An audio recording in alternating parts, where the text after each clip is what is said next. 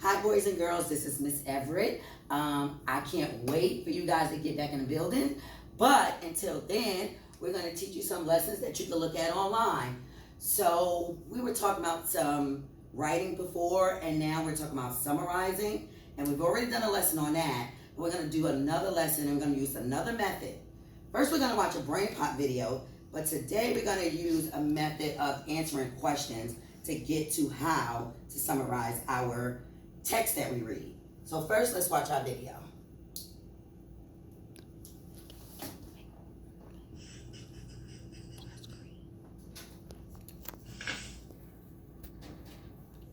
Hey, those are for my report.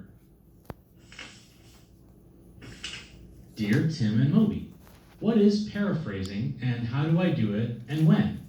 From Millie. Good question. Paraphrasing is when you take someone else's speech or writing and put it in your own words. Well, first of all, it's really useful for taking notes. It's way quicker to summarize a book or a lecture than it is to copy everything down. And when you put something into your own words, you'll be way more likely to remember it.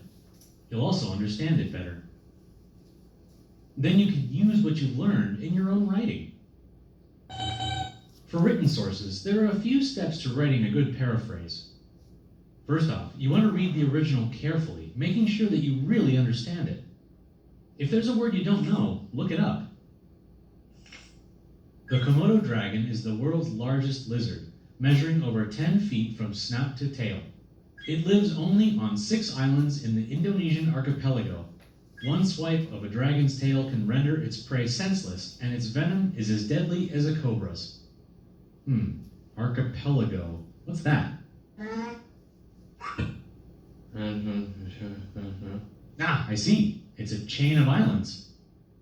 Next, you want to close the book and write a couple of sentences that restate the key ideas of the passage. Well, if you close the book, you can be sure you're not just copying what you read.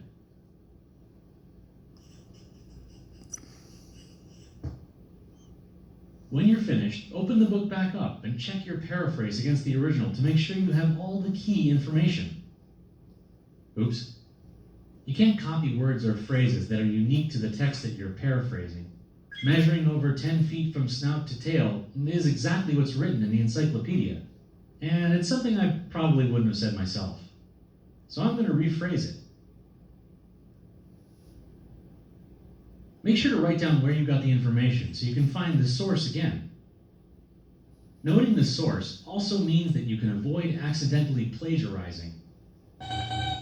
Plagiarism is when you copy someone else's work and pass it off as your own.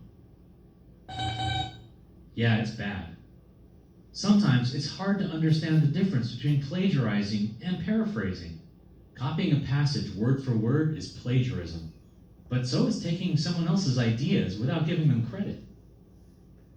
Say one of my sources writes that some legends about dragons are based on stories of Komodo dragons. If I put that idea in my report without naming the source, that'd be plagiarism.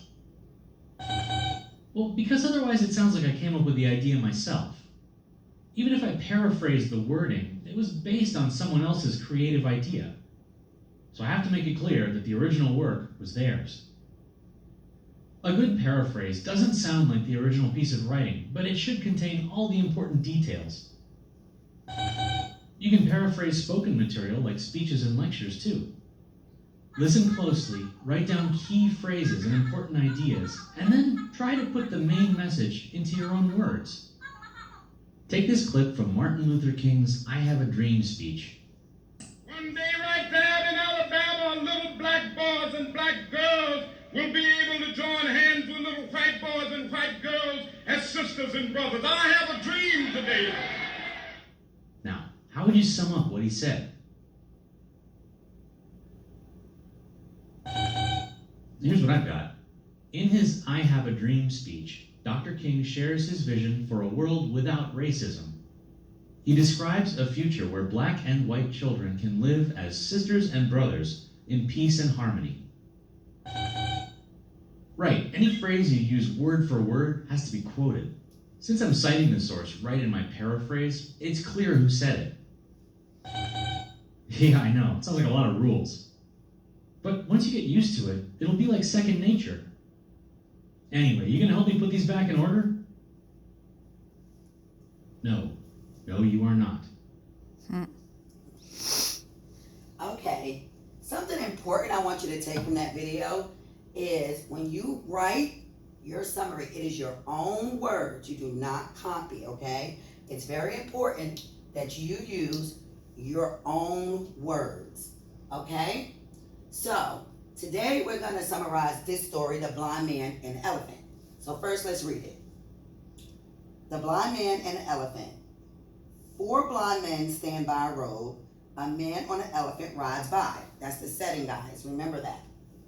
Okay, rider. Make way, make way. I must take my elephant by. First man. I have never seen an elephant, sir. Other men. Nor I.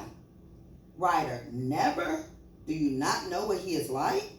All 4 men. No, sir. I can imagine not knowing what an elephant looks like. Rider. Come then, stand by him and touch him. First man, placing his hand on the elephant's side. How interesting. Now I know all about him. He is exactly like a wall. Second man, feeling the tusk. Ha, not at all like a wall. He is round and smooth and sharp. He is like a spear. Third man, feeling the trunk. Oh no, he is like a snake. Fourth man, feeling a leg. Oh, how wrong you are. He is round and tall like a tree. All 4 men start to argue. I wonder why they were arguing. Sounds like they were touching different parts. How could they really know? Let's see. Rider. Yet none of you can see. Ha ha ha. He rides on laughing. First man. Ha ha ha. Hear how he laughs at you all? Second man. He laughs at you and the others. Third man. He laughs not at me. Fourth man. I say he laughs at all 3 of you. The 4 men shake their fingers angrily and shout at each other. So now, these men are arguing. What happened here? Let's see. Let's answer questions to see if we can understand and summarize what happened. Let's think. Use what we've learned from the reading. Let's make that bigger. Oh, maybe not. Let's not mess with it. Let me not mess with it before I mess it up. Use what you learned from the reading the drama to respond to the following questions. So we're going to answer these questions, and then we're going to write. We can't talk to each other, right? Because I can't hear you. You can hear me, but I can't hear you. So we'll skip to you writing. Okay. Choose the 3 most important events to use in a summary of the drama. And it was drama, guys. They were arguing. Okay. A, an elephant rider allows 4 blind men to touch the elephant. Is that important? I think so. So we would circle that because we need to use that. The blind men touch different parts of the elephant. Is that important? It is. Because that's why they didn't know. And they all thought it was different parts. That's important. C, one man says the elephant must be like a snake. Well, I'm summarizing, and that's a detail, but I don't need that. So I won't circle that. I won't use that one.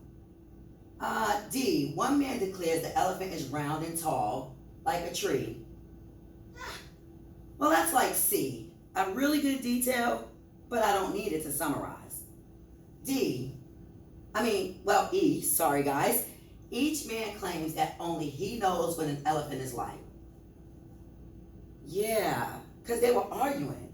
Because they had these claims that they knew, only they knew what the elephant looks like. All right, F. The blind man cannot agree about why the rider is laughing. That's not important. We don't need to know that. It's a good detail, but we can leave that out. But those 3 things, yeah, those are the most important things that we should know. An elephant rider allows 4 blind men to touch the elephant. B, the blind men touch different parts of the elephant. And the E, each man claims that only he knows what an elephant is like. I think that's going to be good in our summary. Now let's go to number 2. Which statement best summarizes why the elephant rider laughs? Let's think. A, each man believes the rider is laughing at the other man. No, we're talking about why the elephant rider is laughing. That doesn't tell me anything about that.